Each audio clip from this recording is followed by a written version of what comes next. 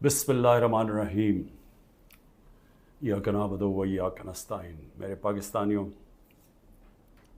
آج میں نے آپ سے 3-4 باتیں کرنی ہیں، لیکن میں سب سے پہلے جو اپنی بات کا آغاز کرنا چاہتا ہوں وہ میں نے جس چیز کے اوپر فیصلہ کیا ہے کہ نیب چیئرمین کے اوپر میں 15 ارب روپے کا آج ہرجانہ اس کے اوپر ڈال رہا ہوں اپنے وکیل کے ذریعے۔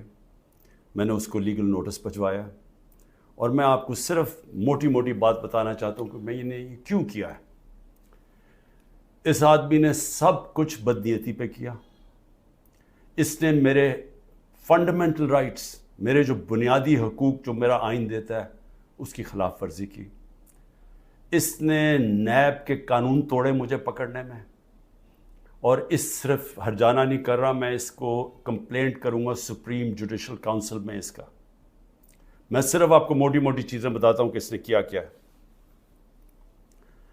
28 اپریل کو، ذرا اب یہ غور سے سننا ہے، 28 اپریل کو فیصلہ ہوتا ہے کہ میرے اوپر یہ جو انکوائری کر رہے تھے اس کو انویسٹیگیشن میں تبدیل کرنا ہے۔ آپ سب کے لیے سمجھنا یہ ہے کہ جب انکوائری سے انویسٹیگیشن میں تبدیل ہوتی ہے تو پہلے میرے سے پوچھا جاتا ہے کہ مجھے انکوائری رپورٹ دکھائی جاتی ہے کہ میرے خلاف کمپلینٹ ہے کیا اور یہ کیوں تبدیل کیا جا رہا ہے انویسٹیگیشن کے اوپر۔ مجھے کوئی اس کا علم نہیں ہوتا، بلکہ 30 اپریل کو، اس کے 2 دن بعد اخبار میں رپورٹ آتی ہے، کسی اخبار میں لکھا ہوتا ہے کہ جی انکوائری انویسٹیگیشن سے گئی۔ میرے وکیل نے فوری طور پہ اسلام آباد ہائی کورٹ کہا کہ جی کیا، ہمیں تو پتہ ہی نہیں ہے اس کا۔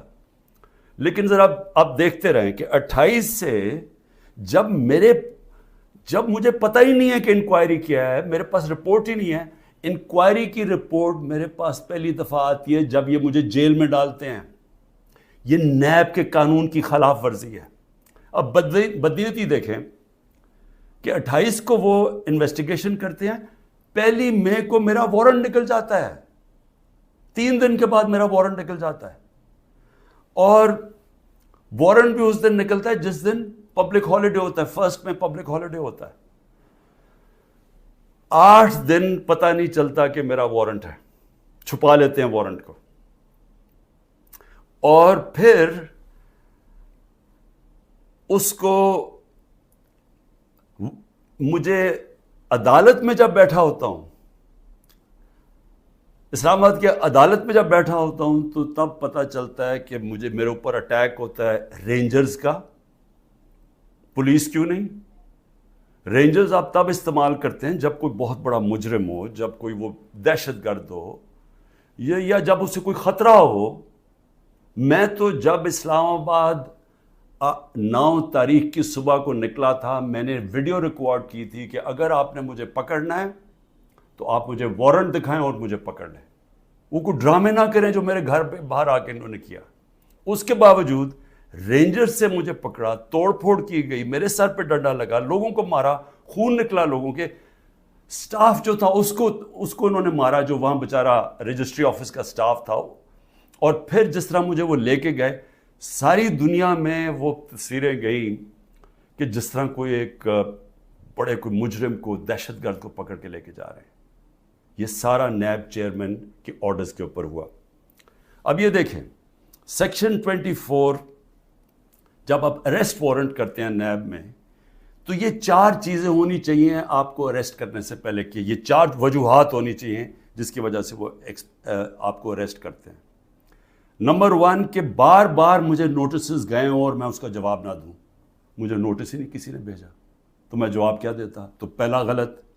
دوسرا کہ میں مفرور ہوں، کہ میں بھاگا ہوا ہوں۔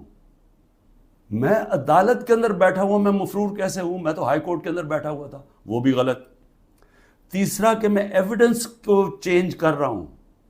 ایویڈنس ساری گورنمنٹ کے پاس پڑی تھی، القادر کی ساری ایویڈنس، یا وہ NCA والی، وہ ساری ان کے کیبنٹ پہ پڑی تھی، اور یا انہوں نے ساری القادر کی ساری چیزیں منگوا لی تھی، وہ ان کے پاس پڑی تھی۔ تو میں نے ٹیمپر کیسے کرنا تھا؟ یعنی میں نے اس کو چینج کیسے کرنا تھا، تبدیل کیسے کرنا تھا؟ اور پھر بار بار ایک چیز کرتا جائے آدمی، ریپیٹ کرتا جائے ایک جرم، پھر اٹھاتے ہیں۔ تو ان چاروں میں سے بتائیں کہ کون سی میں نے غلطی کی تھی جو مجھے انہوں نے ایک دہشت گرد کی طرح جس طرح مجھے انہوں نے اٹھایا ہے، یہ چاروں ایک پوائنٹ بھی نہیں میٹ کر رہا تھا۔ اس کے علاوہ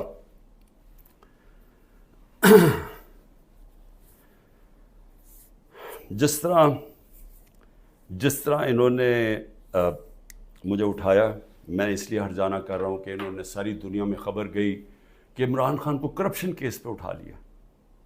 اب یہ یاد رکھیں کہ شوکت خانم کے لیے اور نمل یونیورسٹی کے لیے میرے نام پہ، میری کریڈیبلٹی پہ 10 ارب روپیہ ہر سال اکٹھا ہوتا ہے، اور اس کے علاوہ جو کراچی کا ہسپتال بن رہا ہے وہ 30 ارب کا ہے، یہ تیسرا ہسپتال ہے، اور پھر نمل یونیورسٹی کی ایکسپینشن ہو رہی ہے، اس کے لیے پیسہ اکٹھا کر رہا ہوں۔ تو ایک آدمی کی جب ساری دنیا میں آپ نے اس طرح غیر قانونی طور پہ کیا تو ساری دنیا میں پیغام کیا گیا کہ عمران خان کسی کرپشن میں ملوث ہے، اور اس کی وجہ سے متاثر ہو سکتی ہیں یہ اربوں روپے کے جو میں ہر سال پیسے اکٹھے کرتا ہوں۔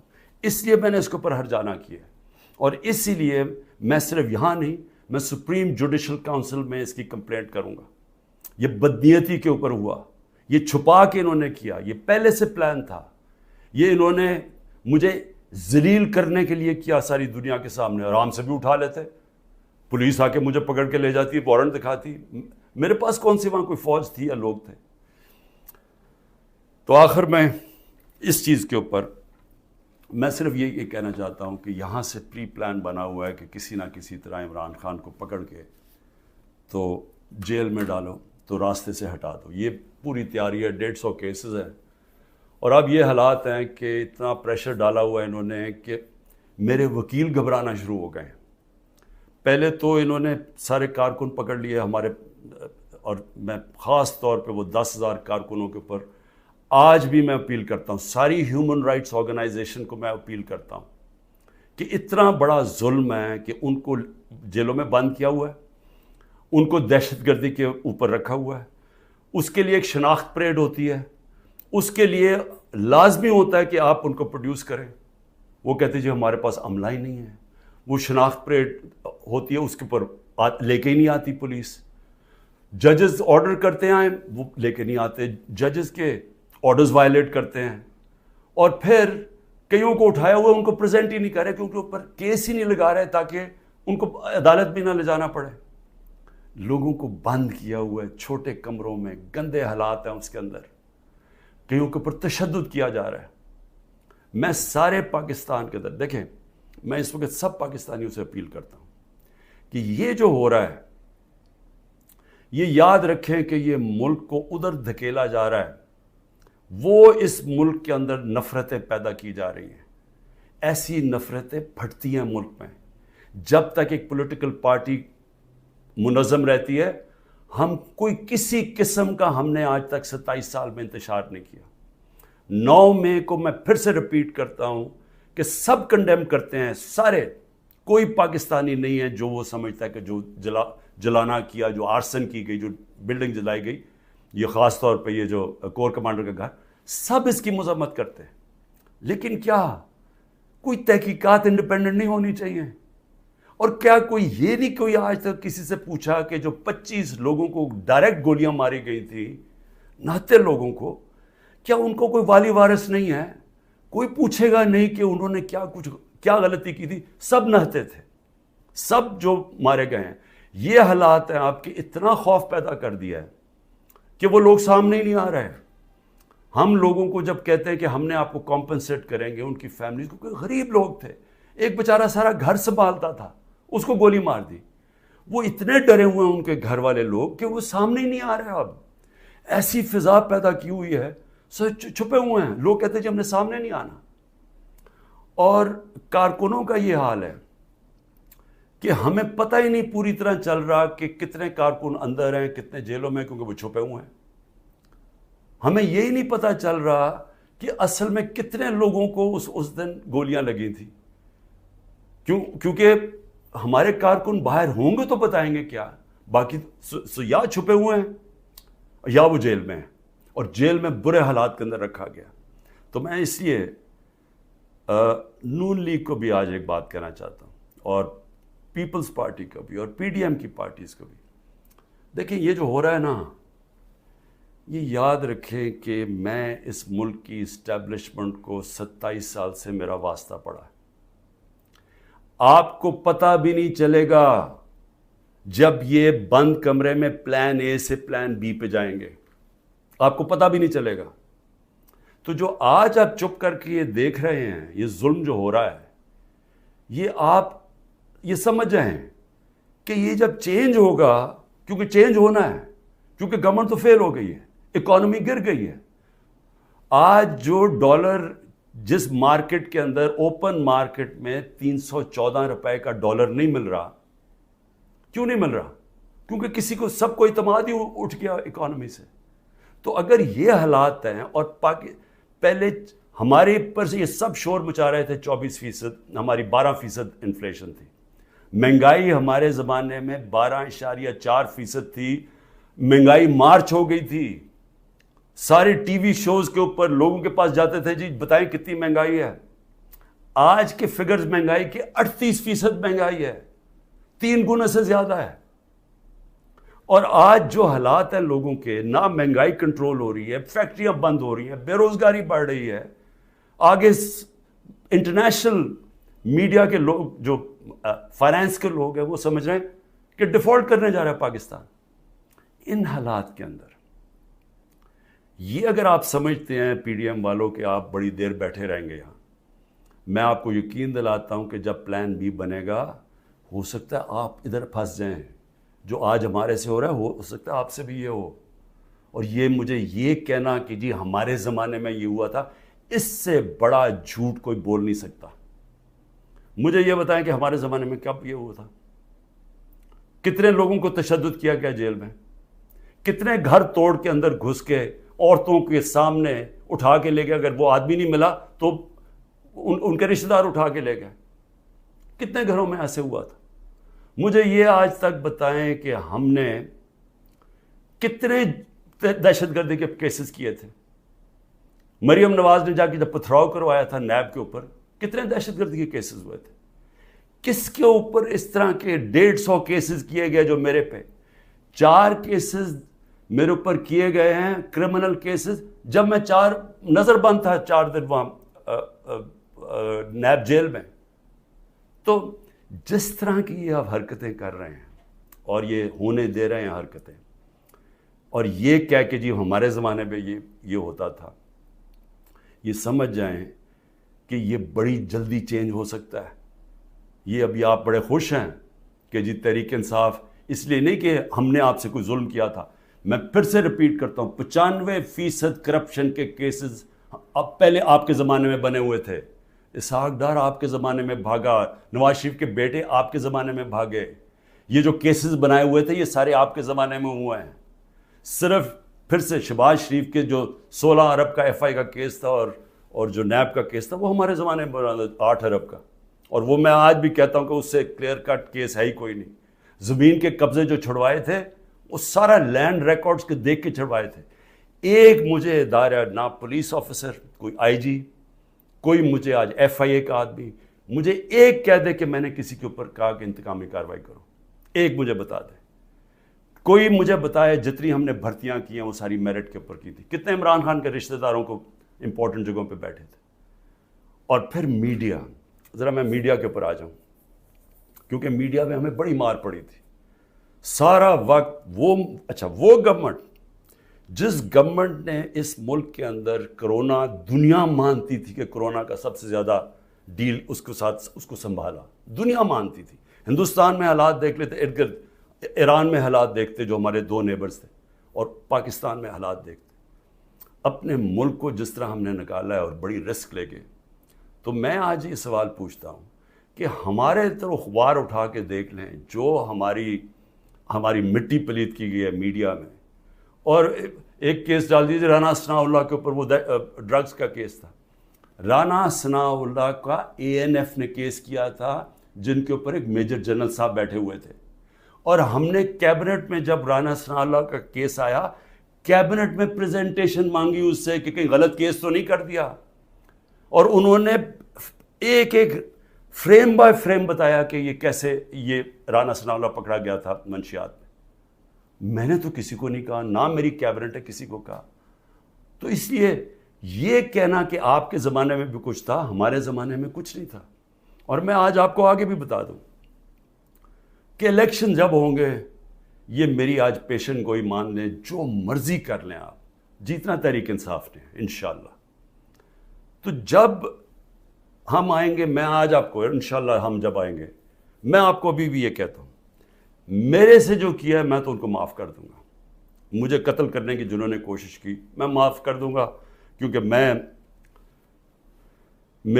جو امتی ہوں وہ نبی صلی اللہ علیہ وسلم کا ہوں، اور انہوں نے اپنی ذات کے اوپر ہمیشہ معاف کر دیتے تھے. تو میری ذات کے اوپر جو بھی چیزیں میں معاف کر دوں گا. جو میرے گھر میں ہوا، میری بیوی اکیلی گھر میں، جس طرح گھر میرا توڑا گیا باہر سے، جس طرح اٹھا کے لے گئے، مارا لوگوں کو میرے گھر میں آ کے، میرے گھر کے اوپر جو حملے کیے گئے، جب میں تو معاف کر دوں گا.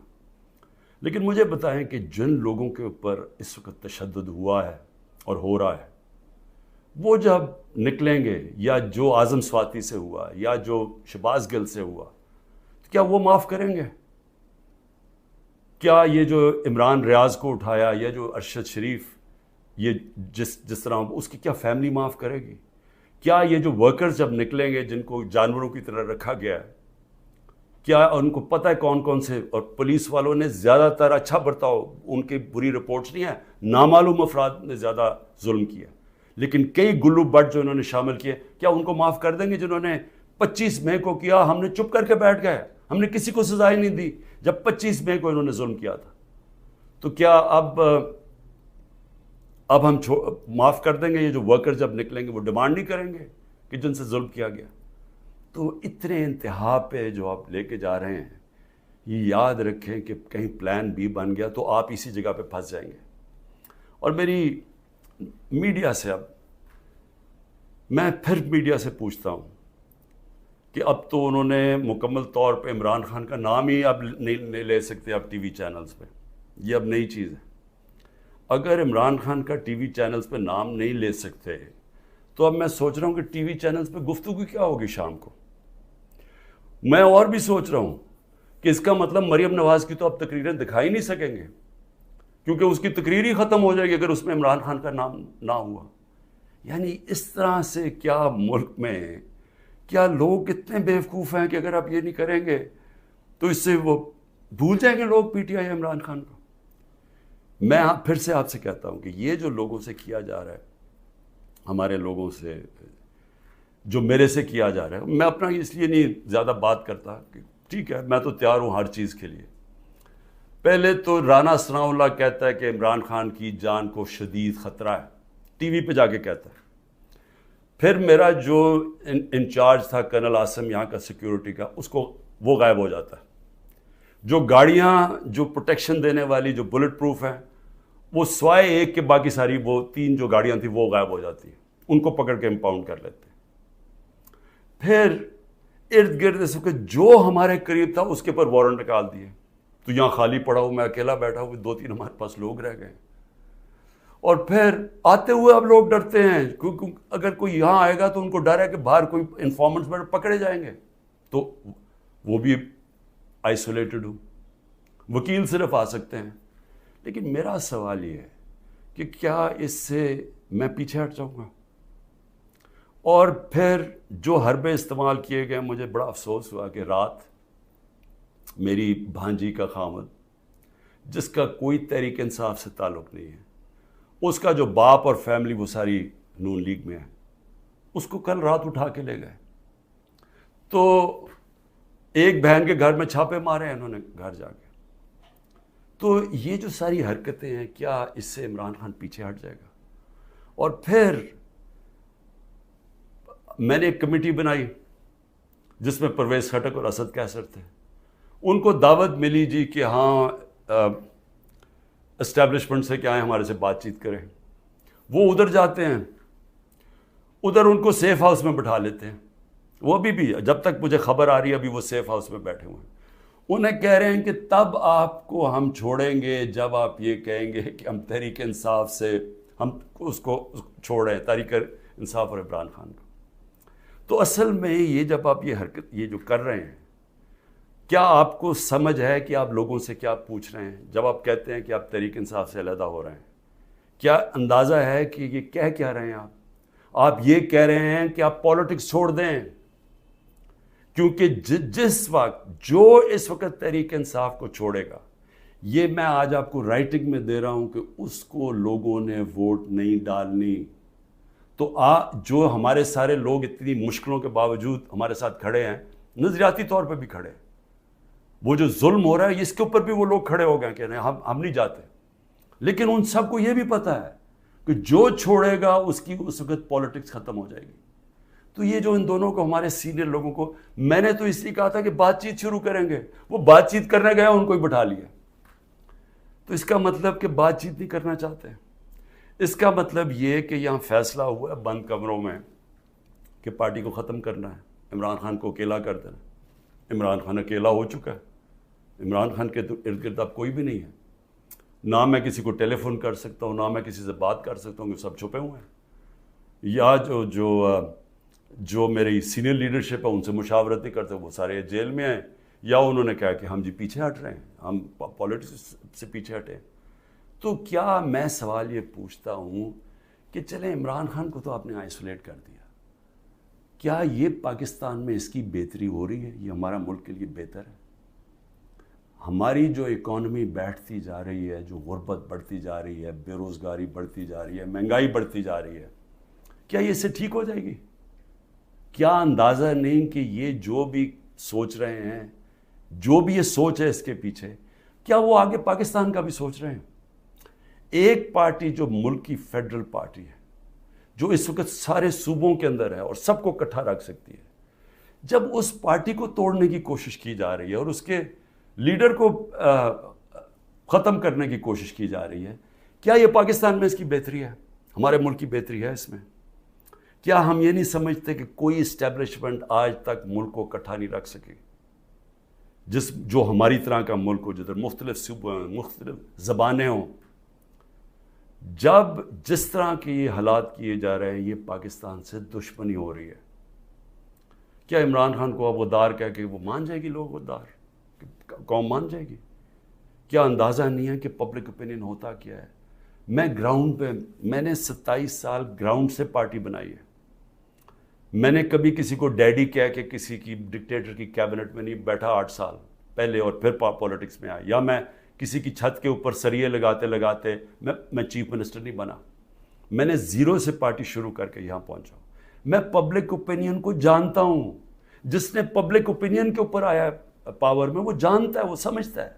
میں اس لیے آپ کو کہہ رہا ہوں کہ یہ جو آپ کر رہے ہیں، اس سے پارٹی کمزور نہیں، پارٹی طاقتور ہو رہی ہے، کیونکہ پبلک جڑتی جا رہی ہے اس کے ساتھ، اور لیکن کمزور پاکستان ہو رہا ہے، ہمارے ملک کو کمزور کیا جا رہا ہے۔ ہماری معیشت جب کمزور ہوتی ہے تو سارا ملک کمزور ہو جاتا ہے، اور سب سے بڑی بات کہ پالیٹکس کو فریگمنٹ کیا جا رہا ہے۔ جو پلان مجھے نظر آ رہا ہے وہ یہ ہے کہ ہر پارٹی کو چھوٹی چھوٹی ان کے ووٹیں دے دیں، اور پھر وہ ساروں کو اکٹھا کر کے جب آپ بٹھائیں گے تو سمجھیں گے کہ وہ کمزور قسم کی حکومت ہوگی جو کنٹرول ہو سکتی ہے پیچھے سے۔ تو یہ تو ملک کی تباہی ہے، ملک کی اس وقت ریکوائرمنٹ ہے، جو معاشی تباہی مچ چکی ہے ملک میں، جو ملک جدھر جا کے کھڑا ہو گیا۔ آپ کو تو وہ ایک گورنمنٹ چاہیے جس کو پبلک، جس کے پیچھے کھڑے ہو، پبلک کا مینڈیٹ ہو جس کے پیچھے، جو کہ پھر ملک کو اکٹھا بھی کر سکے اور مشکل فیصلے کر سکے۔ اور مشکل فیصلے کیا ہوتے ہیں؟ ملک کو ری اسٹرکچر کر سکے، گورننس سسٹم ٹھیک کر سکے، رول آف لا لے کے آئے پاکستان میں، وہ انویسٹمنٹ کی انوائرمنٹ بنائے تاکہ انویسٹمنٹ تو آنی شروع ہو، اور تو چھوڑے بیرون ملک پاکستانی سب سے بڑا اثاثہ ہے۔ جس وقت ہم نے ملک میں قانون کی حکمرانی کی، ان کی انویسٹمنٹ آ جائے گی، لیکن یہ تو اس کو دوسری طرف جا رہے ہیں، اس پہ تو پاکستان میں امید ہی ختم کرتے جا رہے ہیں۔ اور میں آخر اپنی بات ختم کرتا ہوں اپنے ورکرز کے لیے، کہتے ہیں کہ جتنے بھی میرے ورکرز ہیں، وہ جس طرح بھی میری ان تک آواز جائے، مجھے پتہ مشکل ہے وقت، چن کے ہر تھانے کو حکم دیا گیا کہ پی ٹی آئی کا کوئی کارکن ہے تو اس کو پکڑو یا اس کو دباؤ یا اسے کہو اپنی وہ کہے کہ جناب میں آج پاکستانی فوج کے ساتھ کھڑا ہوں اور میں تحریک انصاف چھوڑ رہا ہوں۔ ہم سارے پاکستانی فوج کے، میں بار بار کہ ہم سب فوج کے ساتھ کھڑے، کون نہیں کھڑا ہوگا اپنی فوج کے ساتھ جس نے آپ کی ملک کی حفاظت کرنی ہے.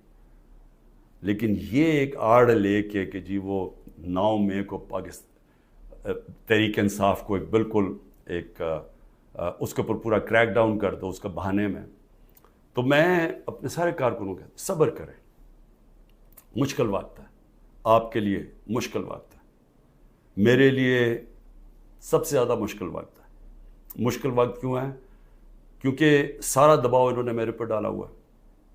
تو جب تک میں کھڑا ہوں، جب تک یہ سارے حربے استعمال کر رہے ہیں مجھے پکڑنے کے، کوئی نہ کوئی کیس میں تو پکڑ ہی لیں گے کیونکہ اتنے زیادہ کیسز ہیں، اور اگر میرے وکیل اب ڈرنا شروع ہو گئے ہیں تو میں خود تیاری کر رہا ہوں کہ میں خود ہی پھر مجھے اپنے کیسز عدالت میں جانا پڑے گا.